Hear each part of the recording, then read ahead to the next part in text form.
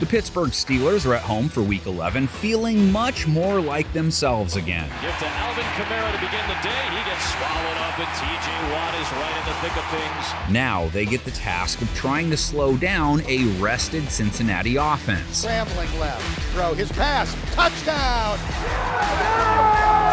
Regardless of how they looked the last time we saw them, the Steelers will still be focused on Joe Burrow and the Bengals' passing attack.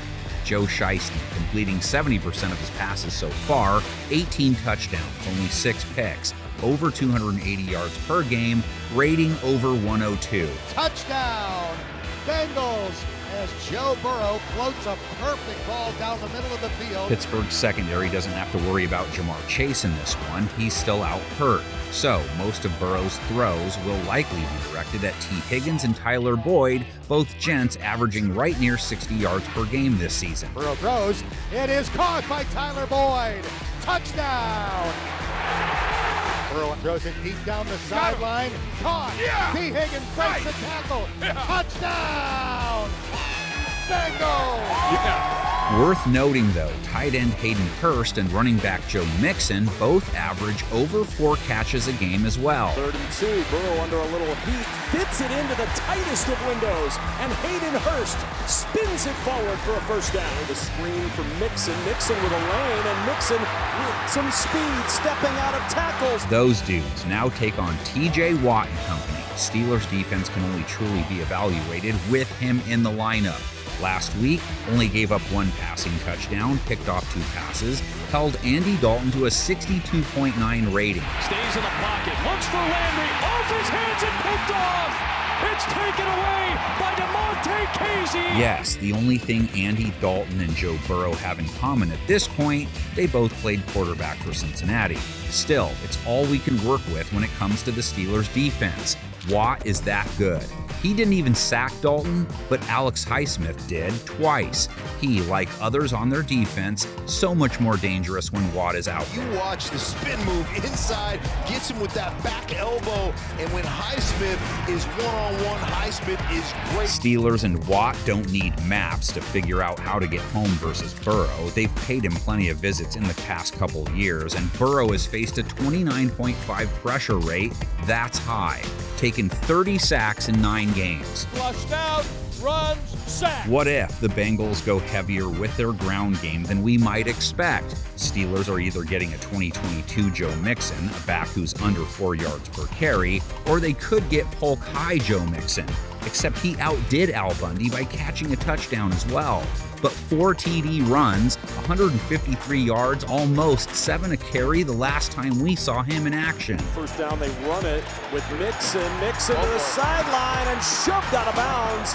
Steelers rush defense versus running backs in 2022. 4.2 allowed, that's not terrible.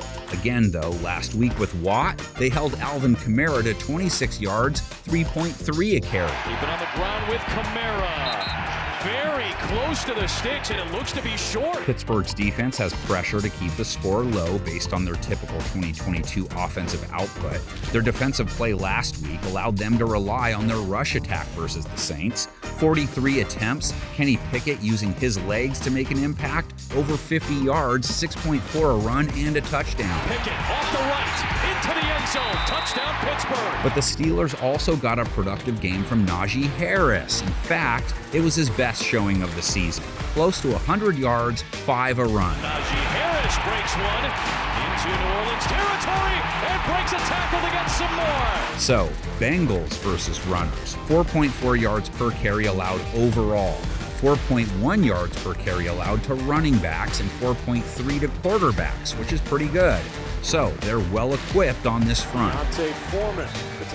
If Pittsburgh's passing game is called upon, it's not their strength. Pickett at least generated close to 200 yards last week, didn't throw any INTs, and for now, that kind of performance is almost good for him. Pickett end zone shot, and Pickett's caught it!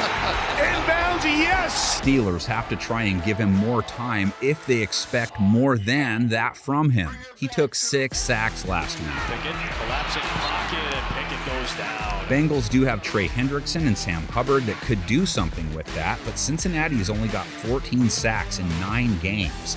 That makes their play against quarterbacks even more impressive. Pickett facing a defense that's held quarterbacks to a sub-80 rating, sub-60 completion percentage, Bengals with a 9-8 TD to INT ratio. Walker. And it's intercepted. Picked at the 45 by Jermaine Pratt. Steelers, 2 games behind Cincinnati. This has potential to be a fork-in-the-road type game for them. Burrow's boys need to keep up with Baltimore if they want to win that division crown. Get all your insights into the comment section. Not sure seeing 10 Bengals Bs is insightful, but I have a feeling that's what we're about to see.